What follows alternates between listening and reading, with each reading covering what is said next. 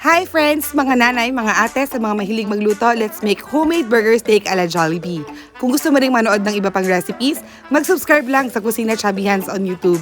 Keep on watching, friends!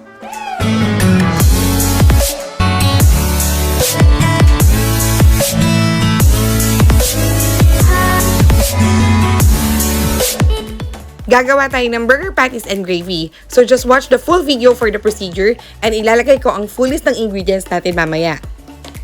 I have here 500 to 600 grams of ground beef na nilagay ko lang sa isang mixing bowl para mas madali nating mahalo. Meron din tayo ditong kalahati ng medium size na onion.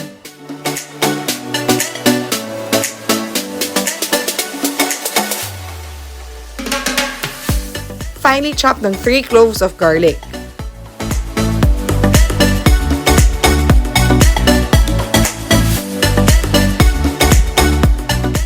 Pwede din tayong magdagdag ng konti pang garlic powder kung gusto nyo.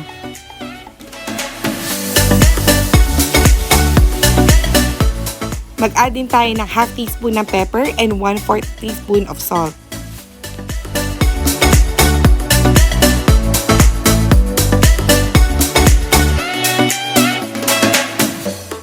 We also have here 2 tablespoons of soy sauce.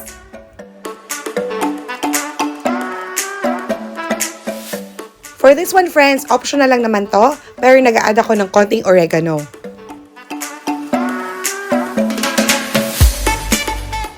Para madaling mag-combine at maging firm ang ating mixture, maglalagay lang tayo ng 3 tablespoons of flour and 1 egg.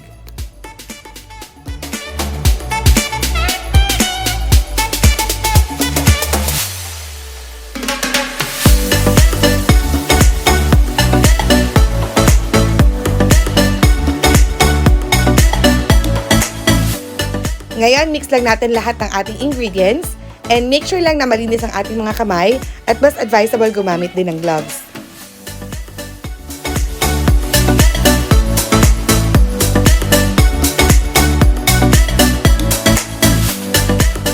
Ngayong well mix na ang lahat ng ating ingredients, I'm using 1 cup para equal ang quantity nila. Nasa sa inyo na yon kung gaano kadami and kakapal yung gusto nyong burger patty. Bilugin lang natin to and gently press hanggang sa ma-achieve nyo yung gusto nyong size and shape.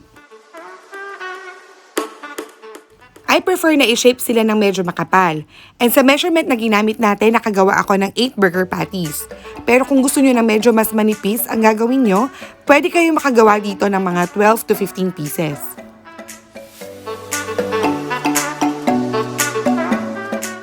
Sobrang dali lang nito at syempre, after natin gawin ang ating patties, gagawa rin tayo mamaya ng gravy sauce. And friends, para sa iba pang recipes, mainly Filipino dishes, huwag kalimutang mag-subscribe sa Kusina Chubby Hands. Mag-a-appear sa upper right side ng inyong screen ng ating playlist para sa iba pang recipes and ilalagay ko din ang link sa description box para madali nyong makita.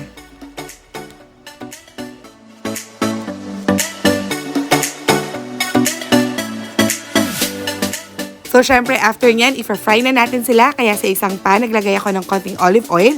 Pero of course, you can use canola or vegetable oil.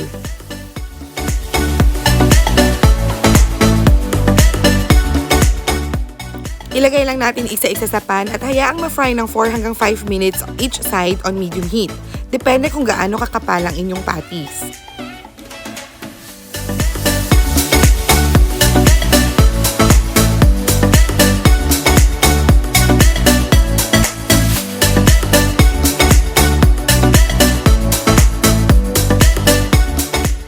Halos lahat tayo sobrang gusto ang Jollibee, so let me know kung ano yung favorite Jollibee food mo and just comment down below.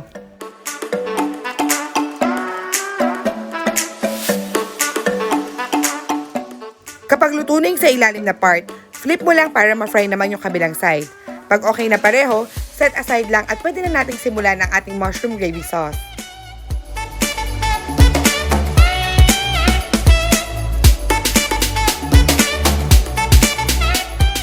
Ngayong okay na ang ating burger patties, makikita nyo na ang ating ingredients para madali nyo ma-screenshot or maisulat.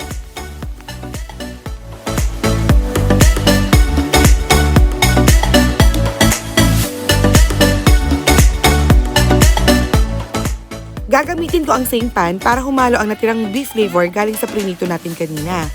Let's start with 60 to 70 grams of unsalted butter. Hayaan lang natin itong mag-melt at maglagay lang ng 1/4 cup of flour at ito ang magpapalapot ng ating gravy.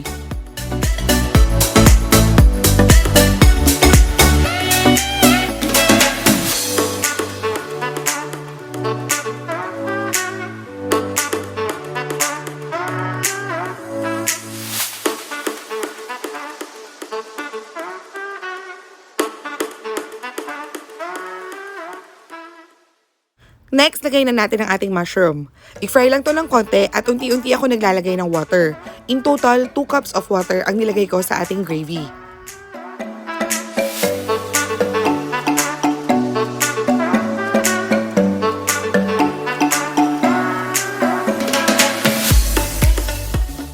Lagay lang natin ang half or 1 can of cream of mushroom depende kung gaano ka-creamy ang gusto nyo.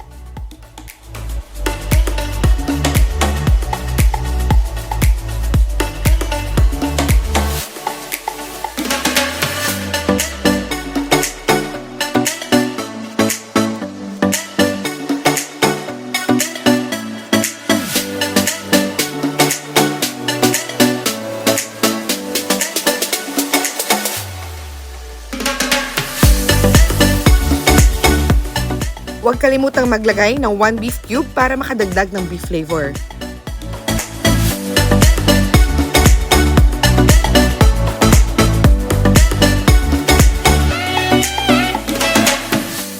Add 1/4 teaspoon of pepper and 1 teaspoon of liquid seasoning. And then 2 teaspoon of soy sauce. Pero kung hindi available ang liquid seasoning, gawin natin 3 teaspoon ang soy sauce.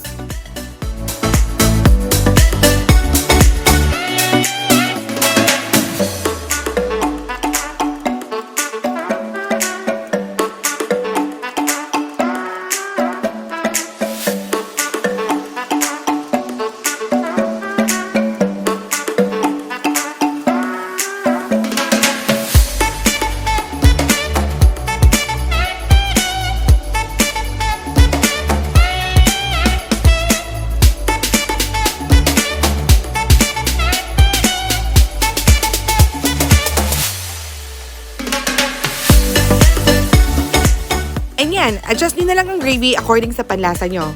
So sana friends, may na-share ulit sa inyo si Kusina Chubby Hands. Again, for more recipes, don't forget to subscribe to Kusina Chubby Hands on YouTube, mag-like, mag-comment na rin kayo, and turn on the notification bell para updated sa ating mga new uploads. Thank you so much friends! Bye!